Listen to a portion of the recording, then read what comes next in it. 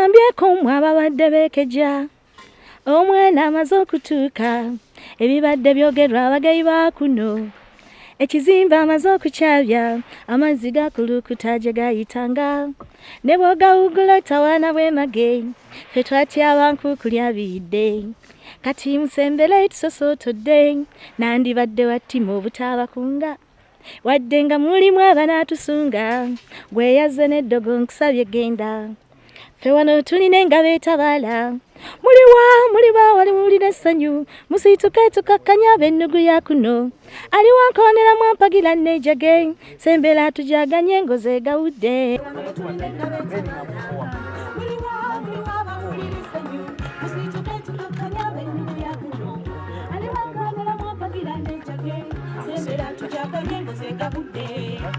engozi yange amakula gesasudde engozi yange school nga nakafuluma obusomesa nenkolako n'essomero lya international emuyenga currently ndi ku St.Kizito Kansanga. St.Kizito Kansanga? Yes. Omukulu alien skin gye yasomera? Alien skin obbi wa St.Kizito Kansanga. Abasomesa omwana yabadde yali ku ssomero lya mwana. Amaanyi kituulira bulungi nti at least ayinza oba teyasobola kusoma mirimu giri emirala egiba wa ssente nnyingi naye ate Mukama n'amuyitira eyo ate nayo n'asucceedingirayo. Ekyomusanvu yakituula era yakiyita. Ebyo tubireko ojja kugenda mu ofiisi y'omukulu w'essomero. Yayita. Yali muntu ki yakyankalanya nga yali waggumi yali akola biki ku ssomero? Ekyamazima kyemmanyi ku baasinga omusomesaako ennyo bwe yatandika okumanyikibwa bamwogerako ng'omuyizi eyali omulungi eyali ayagala banne ngali active era mu music MDD bw'ato bwe bamukolanga so bw'abeera bw'ato tetukyewuunya.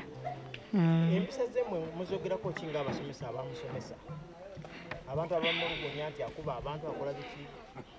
Ekyamazima ng'omuntu yenna ng'omuzadde yenna katukiteeke ku sayidi y'abazadde okuza omwana n'abeerako stage gwe gy'osinza omumanyirako naye gy'agenda akula ebintu bikola ki bikyuka naye nga nze simuwulirangako likodi mbi yakulwana gye yasomera pozi ssomero teyalwanako nedda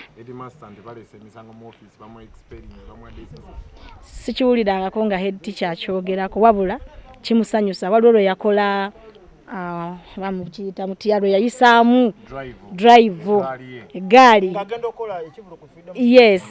Egaali yaleeta jjaamu mungi awo era abaali bamanyi ne bagamba obi ayiseewo. Yes.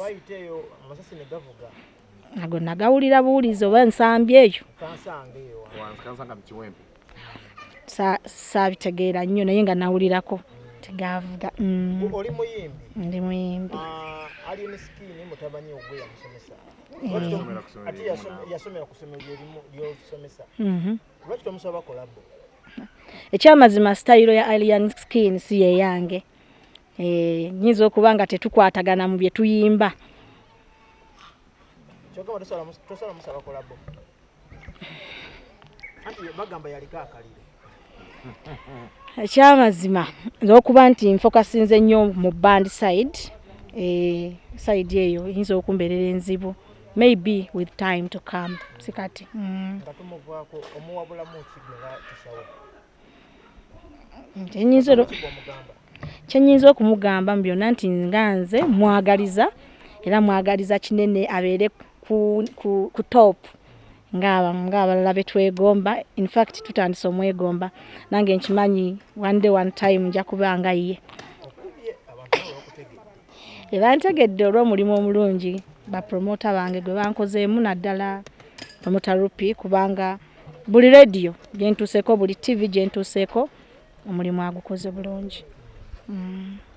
Andaba ku TV nsanyuse okulabako erinnya n'eddoboozi Lady Justine omuyimbi w'eggwanga yabayimbira entalumbwa n'abayimbira Dr. wange ate kati abakubidde engozi yange. Yesebo ntambulira mu mukwano ensangi zino ze zirimu ekifuna. Yes. Engozi yange yakolebwa Kiwanuka Jime yagiwandiika. Audio nekolebwa producer Ebyama wa Acton Records. Video nekwatibwa Firehouse. Yesebo. Yesebo. Concept yakolebwa Firehouse. Era yambibwako ne promoter wange. Ntaddemu nnyo kubanga bw'otateekamu era tofuna. Oteekamu ennyo n'abagiraba ebasikiriza okuwa emirimu.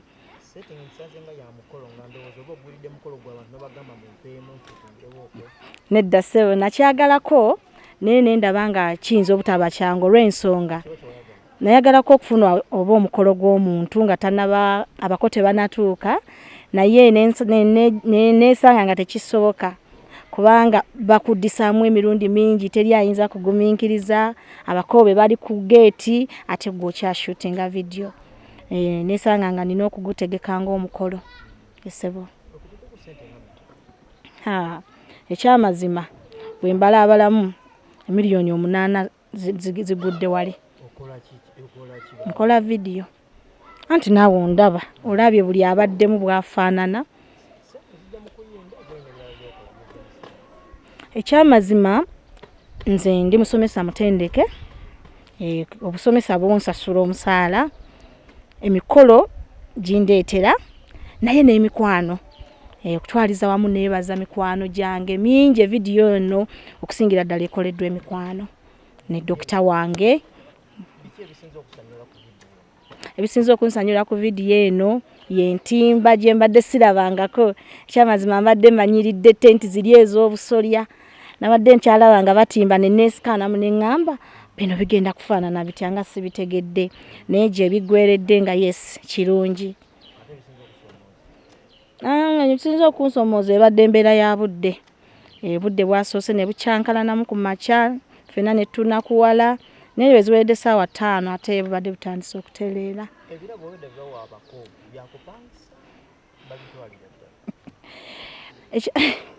Ekyamazima ebirabo ebyo sijjaga nti birabo bibaddewo mpozi enkoko ebaddewo nga yaddala ente ebaddemu musanze endowooza bagiggyewo ng'egenze mu kiraalo. Ebirabo biri ebirala ng'era concept webadde etambula tubadde tulina okulaga nti gwali mukolo gwennyini. Esebo. Nze music industry sinagifunamu nnyo buzibu oba lwakuba sinaba kugamba nti ndi mu band eno nti ndi mu group yeno nkyali nga Lady Justin. So nkyali na chance nti emikolo njefunira abanjagala bantuukirira ne bayita mu management oba manager nga bwe bamumanyi bwe batyo naye abasinga benakakolerako emirundi egisinga mikwano gyange. Manager wange nina ba manager babiri. Nina dokita wange, nina promoter Lupi.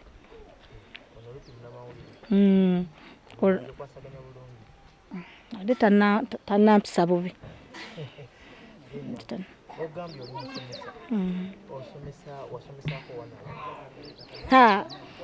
Wenna tutula tunamala. Nakolera before biwerako. Nakolako ne Liana Junior School nga nakafuluma obusomesa. Ninkolako n'essomero lya International Emuyenga. Currently ndi ku St.Kizito Kansanga. St.Kizito Kansanga? Yes. Omukulu Alien Skin gye yasomera? Alien Skin Obi wa St.Kizito Kansanga. Esebo. Abasomesa omwana yali ku ssomero lya mwana? Alien Skin yasomera ku St.Kizito. Weewaawo nze ng'omuntu saamusomesa class ye nasanga aliko maaso. Naye nga teyali muyizi mubi. Kuba abamusomesaako bamugamba bamwogerako ng'omuyizi ataali mubi naye ate tumwewuunya olw'ekyo kyali. Yes, tewali yali akimusuubiramu. Okuwulira nti omuyimbi buli omu gwayogerako mu Kampala mu Uganda yonna okusomero lyamuwulira mutya? Kituzaamu amaanyi, kituwulira bulungi nti at least ayinza oba teyasobola kusoma mirimu giri emirala egibawa ssente nnyingi naye ate Mukama n'amuyitiraeyo ate nayo n'asucceedingirayo. Ekyomusanvu yakituula era yakiyita. Ebyo tubireko ojja kugenda mu ofiisi y'omukulu w'essomero naye nga yayita. Yali muntu ki yakyankalanya nga yali waggumi yali akola biki ku ssomero? Ekyamazima kyemmanyi ku baasinga omusomesaako ennyo bwe yatandika okumanyikibwa bamwogerako ng'omuyizi eyali omulungi eyali ayagala banne ngali active era mu music MDD bw'ato bwe bamukolanga so bw'abeera bw'ato tetukyewuunya. Empisa z'emmwe muzogerako ki ng'abasomesa abamusomesa abantu abamulugunya nti akuba abantu akola biki? Ekyamazima ng'omuntu yenna ng'omuzadde yenna katukiteeke ku sayidi y'abazadde okuza omwana n'abeerako stage gwe gy'osinza omumanyirako naye gy'agenda akula ebintu bikola ki bikyuka naye nga nze simuwulirangako likodi mbi yakulwana gye yasomera pozi nedda sikiwulirangako nga head teacher akyogerako wabula kimusanyusa waliwo lwe yakola bamukiyita mutya lwe yayisaamu drive egaali. Yes. Egaali yaleeta jjaamu mungi awo era abaali bamanyi ne bagamba Obi ayiseewo. Yes. Ago nagawulira buwulizi oba nsambye eyo. Saabitegeera nnyo naye nga nawulirako tegavuga. Oli muyimbi? Ndi muyimbi. Ali ne skini mutabanyi ogwe yamusomesa. Ati yasomera ku ssomero ly'osomesa. Lwaki tomusaba kolabo? Ekyamazima style ya alien skin si ye yange. Nyinza okuba nga tetukwatagana mu bye tuyimba. Kyokka tosala musaba kolabo. Anti bagamba yaliko akalire. Ekyamazima okuba nti nfokasinze nnyo mu band side. Side eyo yinza okumbeerera enzibu. Maybe with time to come. Sikati. Katumuvaako omuwabulamu kigera kishawo. Kyenyinza okumugamba byonna nti nganze mwagaliza era mwagaliza kinene abeere ku top ng'abalala betwegomba. In fact tutandise omwegomba nange nkimanyi one day one time nja kubanga ye. Bantegedde olw'omulimu omulungi bapromota bange gwe bankozeemu naddala promota Rupi kubanga buli radio gyentuuseko buli TV gyentuuseko omulimu agukoze bulungi. Mwali musuubira nti agenda kujja ayogereko n'abaana abato abazeemu ku maanyi? Ekyamazima programu eyo tetwagitegeerako. Oliawo osanga oliawo singa yali azze n'asaba osanga bandimukkiriza naye tetwagitegeerako. Nga tusiibula abantu abakulaba vidiyo eno yakumeka mu vidiyo z'akakola? Eno vidiyo yange yakusatu. Esebo. Efuluma mu bbanga ki era gwe nga bw'ogirabye ogyesuuza otya?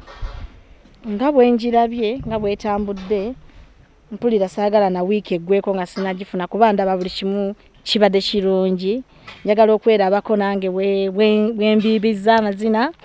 Njagala okulaba ku mugole wange bwafaananye abako abawaka bonna be banyumiddwa omukolo. Yes. Kigambibwa nti mu abayimbi